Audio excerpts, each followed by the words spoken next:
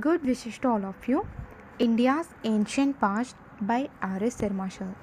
Chapter 12 The Age of the Rig Veda audiobook. Arrival of the Indo-Aryans. The Indo-Iranians, comprising the Indo-Aryans and Iranians, moved towards India from two areas of Central Asia. The first area is archaeologically called the Andronova culture, which covered almost the whole of Central Asia during the second millennium BC. The second is archaeologically called the Bactria Margina Archaeological Complex (BMAC) and dated 1900 to 1500 BC.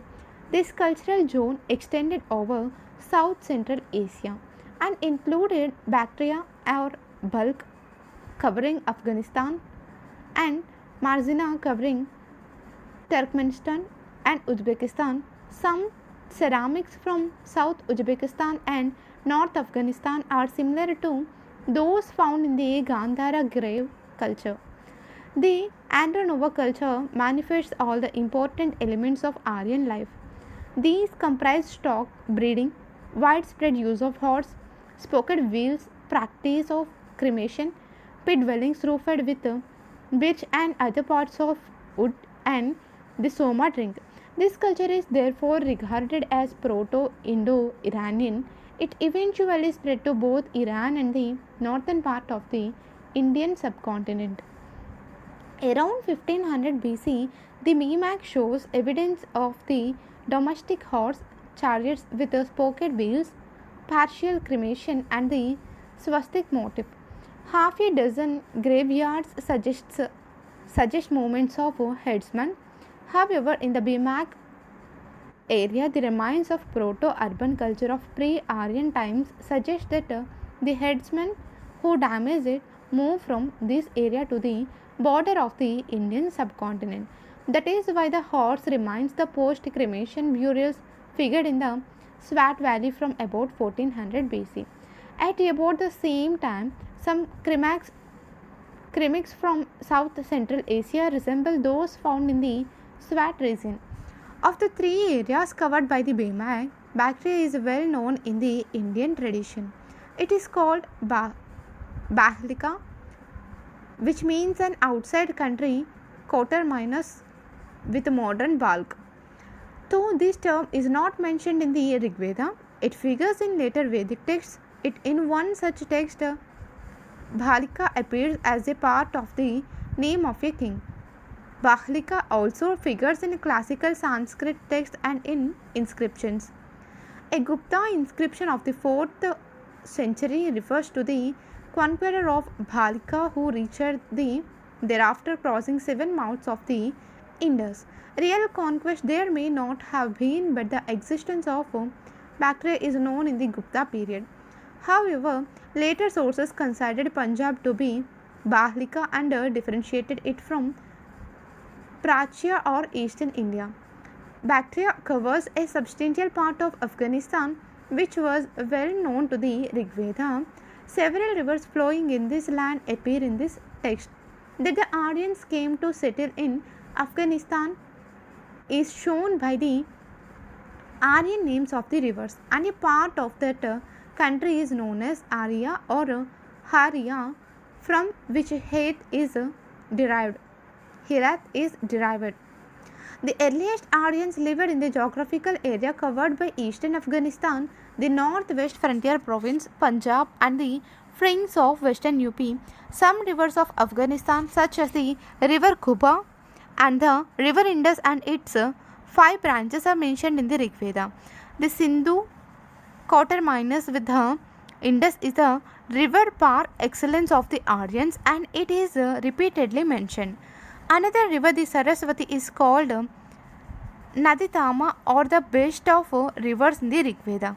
It is identified with the Ghaggar Hakra channel in Haryana and Rajasthan, but its Rigvedic description shows it to be the western river Harakwati or the present Helmand river in South Afghanistan, from where the name Saraswati was transferred to India. The entire region in which the Aryans first settled in the Indian subcontinent is called the land of the seven rivers. We know about the Aryans in India from the Rig Veda. The term Arya occurs 36 times in this text and generally denotes a cultural community that speaks the Indo-Aryan language. The Rig Veda is the earliest text of the Indo-European languages. It is written in Sanskrit but also includes many Munda and Dravidian words. Probably these words percolated to the Rig Veda through the languages of the Harappans. It is a collection of prayers offered to Agni, Indra, Mitra, Varuna, and other gods by various families of poets or sages. It consists of 10 mandalas or books, of which books 2 to 7 form the earliest parts. Book 1 and 10 seem to have been the latest additions. The Rig Veda has many things in common with the Avesta, which is the oldest text in the Iranian language. The two texts use the same terms for several gods and even for social classes. However, the earliest specimen of the Indo-European language is found in an inscription of about 2200 BC from Iraq. Later, such specimens occur in Hittite inscriptions in Anatolia, Turkey from the 19th to the 17th centuries BC. They also figure in the Mycenaean inscriptions of Greece around 1400 BC. Aryan names appear in Kassite inscriptions of about 1600 BC from Iraq and in Mitanni inscriptions of the 14th century BC from Syria. However, so far no such inscriptions have been found in India. The Aryans migrated to India in several waves. The earliest wave is represented by the Rig Vedic people who came to the subcontinent in about 1500 BC. They came into conflict with the indigenous inhabitants called Dasas, Dasyas, etc. As the Dasas are also mentioned in ancient Iranian literature, they seem to have been a branch of the early Aryans. The Rig Veda mentions the defeat of Sambhara by a chief called Divodasa of the Bharata clan. In this case, the term Dasa appears in the name Divodasa. In all probability, the Dasyus in the Rig Veda represent the original inhabitants of India, and an Aryan chief who overpowered them was called Trasadasyus. The Aryan chief was soft towards the Dasas, but very hostile to the Dasyus. The term Dasyuhatya, slaughter of the Dasyus, is repeatedly used in the Rig Veda. The Dasyus possibly worshipped the Phalus and did not husband cattle for dairy products. Tribal conflicts. We know little about the weapons of the advertisers of the Indo-Aryan people. Although we hear of many defeats inflicted by Indra on the enemies of the Aryans. In the Rig Veda, Indra is called Purandara, which means that he destroyed dwelling units. We cannot, however, identify these units held by the pre-Aryans, some of which may have been situated in North Afghanistan. The Indo-Aryans succeeded everywhere because they had chariots drawn by horses and introduced them for the first time into West Asia and India. The Aryan soldiers were probably also equipped with coats of mail, vermin, and better arms.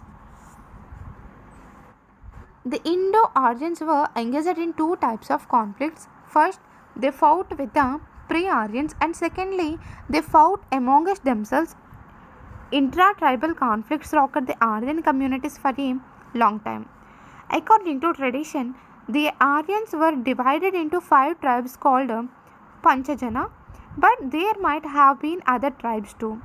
The Aryas fought amongst themselves and sometimes enlisted the support of the non-Aryan peoples for the purpose. The Bharatas and the Tritsu were the ruling Aryan clans and they were supported by priest Vasistha. The country Bharatvarsha was eventually named after the tribe Bharata, which is first mentioned in the Rig Veda. The Bharata ruling clan was opposed by a host of 10 chiefs, 5 of whom were heads of Aryan tribes and the remaining 5 of the non-Aryan people. The battle that the Bharatas fought with a host of 10 chiefs is known as the Battle of 10 Kings. It was fought on the river Parushni, coterminous with the river Ravi, and it gave victory to Sudas and established the supremacy of the Bharatas. Of the defeated tribes, the most important was that of the Purus. Subsequently, the Bharatas joined hands with the Purus and formed a new reigning tribe called the Kurus. The Kurus combined with the Panchalas and they together established their role in the upper Gangetic basin where they played an important role in later Vedic times. You can remember these things. The first defeated the kingdom and it was named as Kurus jointly, and the Kurus was combined with Panchalas. Okay, remember these things. Cattle rearing and agriculture. We can form some idea of the material life of the Rig Vedic Aryans. They owed their success to the use of horses, chariots, and also possibly some better arms made of bronze, of which we have very little archaeological evidence. In all probability, they also introduced the spoked wheel, which made its debut in the Caucasus area in 2300 BC. When they settled in the western part of the subcontinent, they possibly used copper supplied by the Khetri mines in Rajasthan.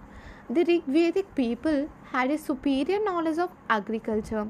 The plugshare is mentioned in the earliest part of the Rig Veda, though some consider it to be an interpolation and was possibly made of wood. They were acquainted with sowing, harvesting, and threshing and knew about the different seasons. Agriculture was also well known to the pre Aryans who lived in the area associated with the Vedic people but was perhaps used primarily to produce fodder. However, there are so many references to the cow and the bull in the Rig Veda that the Rig Vedic people can be called a predominantly pastoral people. Most of their wars were fought over cows. The terms for war in the Rig Veda is Gavishti or search for cows, and cow seems to have been the most important form of wealth. Whenever we hear of gifts made to priests, they usually consist of cows and women slaves and never of land. The Rigvedic people may have occasionally occupied pieces of land for grazing, cultivation, and settlement, but land did not form a well established type of private property. The Rigveda mentions such artisans as the carpenter, chariot maker, weaver, leather worker, and potter. This indicates that they practiced all these crafts. The term ayas, used for copper or bronze, shows that metal working was known. We do not, however, have clear evidence of the existence of regular trade.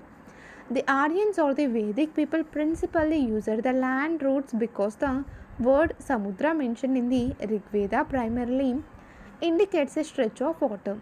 Similarly, the term Pur mentioned in that text means either a dwelling unit or a cluster of such units, not a city or a fort. Sometimes such a unit is credited with 1,000 doors, but the term Sahasra is used as an exaggeration in many places in the Rig Veda. Therefore, the Aryans did not live in cities and possibly lived in some kinds of fortified mud settlements which still avoid satisfactory identification by archaeologists. They were also familiar with caves in the mountains. Recently, a site called Bhagwanpura in Haryana and 3 other cities in Punjab have yielded painted graveware along with late Harappan pottery. The date assigned to the Bhagwanpura finds ranges from 1600 to 1000 BC, which also roughly corresponds to the period of the Rig Veda. The geographical area of these 4 sites also coincides with that of the substantial portion of the area represented by the Rig Veda.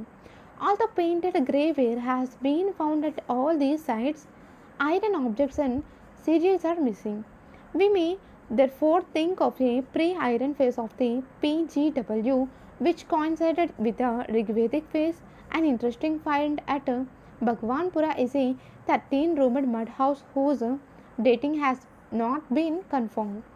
This might indicate either a house for a large extended family or of a tribal chief. Cattle bones are found in substantial numbers at all these sites, and horse bones at Bhagwanpura. Tribal chiefdom. The administrative machinery of the Aryans in the Rig Vedic period functioned with a tribal chief for his successful leadership in war. At the center, he was called Rajan. It seems that in the Rig Vedic period, the king's post had become hereditary. However, the Rajan was a kind of chief and did not exercise unlimited power, having to reckon with the tribal organizations. We have traces of the election of the king by the tribal assembly called the Samiti. The king was called the protector of his tribe. He protected its cattle, fought its wars, and offered prayers to the gods on its behalf. Several tribal or kin-based assemblies such as the Sabha, Samiti, Vidhata and Gana are mentioned in the Rig Veda. They exercised deliberative, military and religious functions. Even women attended the Sabha and Vidhata in Rigvedic times. The Sabha and the Samiti mattered a great deal in early Vedic times, so much so that the chiefs or the king showed an eagerness to win their support. In the day to day administration, the king was assisted by a few functionaries. The most important of these seems to have been the Purohita. The two priests who played a major role in Rigvedic times were Vasishtha and Vishwamitra. Vasishtha was a conservative and Vishwamitra a liberal. Vishwamitra composed the Gayatri Mantra to widen the Aryan world. Whoever recited the Gayatri was admitted to the Aryan fold. Eventually, however, this mantra was made the monopoly of the three higher Varnas, and priests did not permit women and Shudras to recite it. The Vedic priests inspired the tribal chiefs into action and lauded their exploits in return for handsome rewards in cows and women slaves. Next in rank to the king was the Senani or the head of the army. He used spears, axes, swords, etc. We do not learn of any officer concerned with the collection of taxes. In all probability, the people made voluntarily offerings called Bali to the Rajan. Presents and the spoils of war were perhaps distributed in some Vedic assemblies. As is done in kin-based communities, the Rig Veda does not mention any officer for administration of justice. It was not, however, an ideal society, but one in which there were cases of theft and burglary, and people stole cows. Spies were employed to keep an eye on such anti-social activities. The titles of the officials do not indicate territorial administration. However, some offices appear to have been attached to territories. They enjoyed possession of authority in the pasture grounds and settled villages. The officer who enjoyed authority over a large stretch of land or pasture ground was called Vajrapati. He led to battle the heads of the families called Kulapas or heads of the fighting hordes called Gramanis. Initially, the Gramani was just the head of a small tribal kin-based fighting unit called Grama. But when the unit settled, the Gramani became the head of the village, and in course of time his position became the same as that of the Vajrapati. The king did not maintain any standing army, but in times of war he mustered a militia whose military functions were performed by various tribal groups called Vrata, Gana, Grama, Sardha. By and large, it was a tribal system of government in which the military element was strong. There was no civil system or territorial administration because people were in the throes of perpetual expansion and migrated from one area to another. Tribe and family. Kinship was the basis of the social structure, and a man was identified by the clan to which he belonged. As can be seen in the names of several Rigvedic kings, the people's primary loyalty was to the tribe, which was called Jana. In one of the early verses, the combined strength of the warriors of two tribes is given as 21. This indicates that the total number of members in a tribe may not have exceeded 100. The term Jana occurs at about 275 places in the Rig Veda, and the term Janapada or territory is not used even once. The people were attached to the tribe as neither control over territory nor the kingdom was yet established. Another important term which stands for tribe in the Rig Veda is Viz, which is mentioned 170 times in the text. Probably the Viz was divided into gramas or smaller tribal units organized to fight. When the gramas clashed with one another, it resulted in samagrama or war. The most numerous varna of the Vaishyas arose out of the Viz or the mass of the tribal people. The term for family, Kula, is rarely mentioned in the Rig Veda. It comprises not only mother, father, sons, slaves, etc., but many other people too. It seems that family in the early Vedic phase was denoted by the term griha, which frequently occurs in this text. In the earliest Indo European languages, a single word is used to denote nephew, grandson, cousin, etc.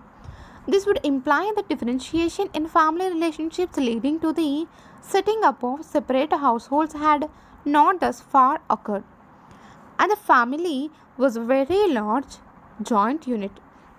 It was obviously a patriarchal family headed by the father. As was the case in Roman society, it seems that several generations of the family lived under the same roof. As it was a patriarchal society, the birth of a son was repeatedly desired, and people prayed to the gods for brave sons to fight the wars. In the Rig Veda, no desire is expressed for doctors. So, the desire for children and cattle is a recurrent theme in the hymns.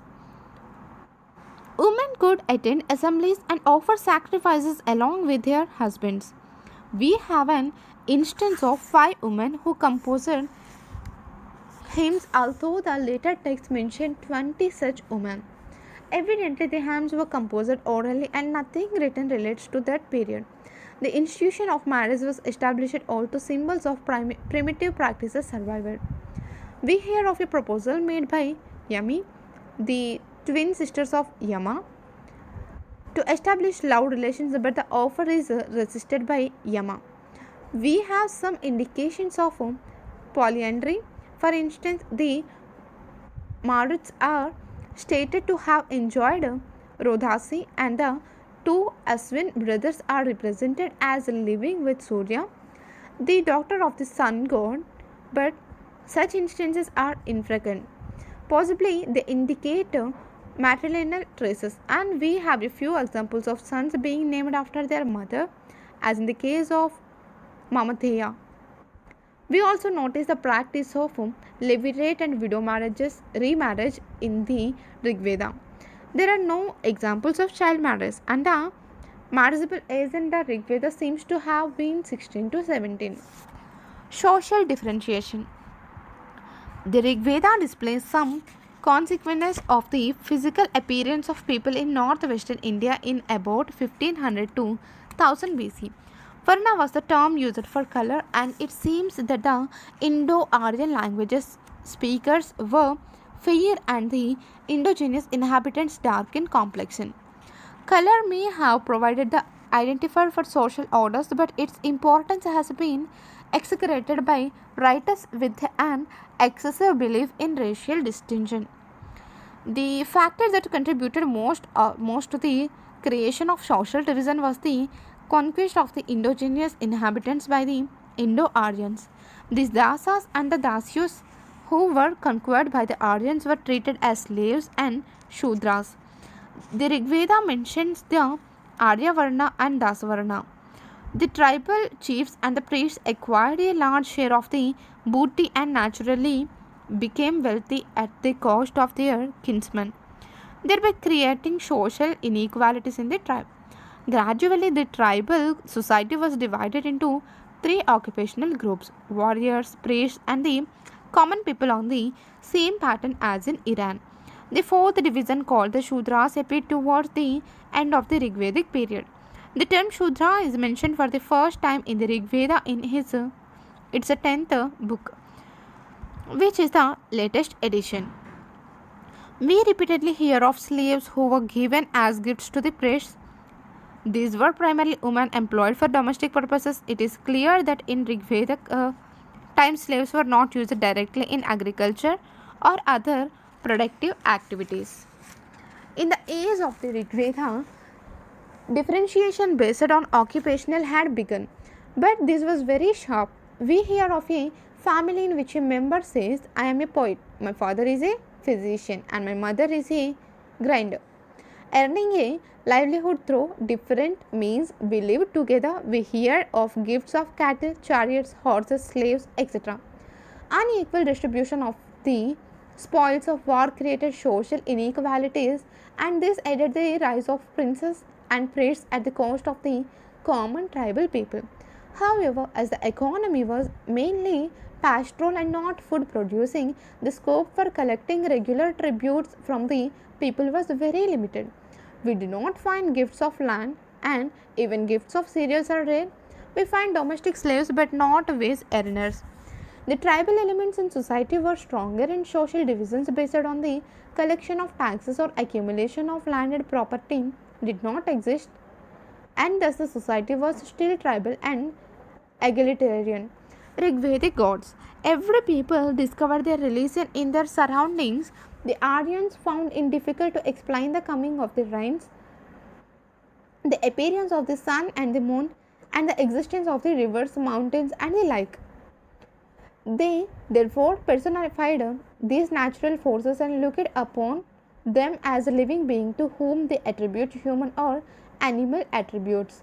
We have a large number of such divinities in the Rig Veda, which is replete with hymns composed in their honor by the poets of sundry families. The most important divinity in the Rig Veda is Indra, who is called Purandara or destroyer of dwelling units. Indra played the role of a warlord, leading the Aryan soldiers to victory against the demons, and has 250 hymns devoted to him. He is considered to be the rain god and thought to be responsible for causing rainfall. The second position is held by Agni, fire god, to whom 200 hymns are devoted. Fire played a significant part in the life of primitive people because of its use in burning forests, cooking, and the like. The cult of fire occupied a central place not only in India but also in Iran. The Vedic times, Agni acted as a kind of intermediary between the gods on the one hand and the people on the other. The oblations offered to Agni were supposed to be carried in the form of smoke to the sky and thus transmitted to the gods. The third important position is occupied by Varuna, who personified water. Varuna was supposed to uphold the natural order, and whatever happened in the world was thought to be the reflection of his desires. Soma was considered to be the god of plants, and an intoxicating drink is named after him. In the Rig Veda, many hymns explain the methods of preparing this drink from plants that have not so far been satisfactorily identified. The Maruts personify the storm. Many hymns are devoted to the river Saraswati, who was considered an important goddess. Thus, we have many deities who represent the different forces of nature in one form or another, but are also assigned human activities. There are some women divinities too. such as Aditi and Usha, who represented the appearance of the dawn. But they were not prominent at the time of the Rig Veda. However, given the patriarchal society of the period, the male gods were far more important than the female. The dominant mode of worshipping the gods was through the recitation of prayers and performance of sacrifices. Prayers played an important part in Rigvedic times, both collective and individual. Originally, every tribe or clan was the votary of a special god. It seems that prayers were offered to the gods in chorus by the members of an entire tribe. This also happened in the case of sacrifices. Agni and Indra were invited to partake of sacrifices made by the tribe Jena as a whole. Offerings of vegetables, barley, etc. were made to gods, but in Rigvedic times this was not accompanied by any ritual or sacrificial formula. At this stage, the magical power of the word was not considered as important as it became in later Vedic times. Why did people worship gods during the Rig Vedic period?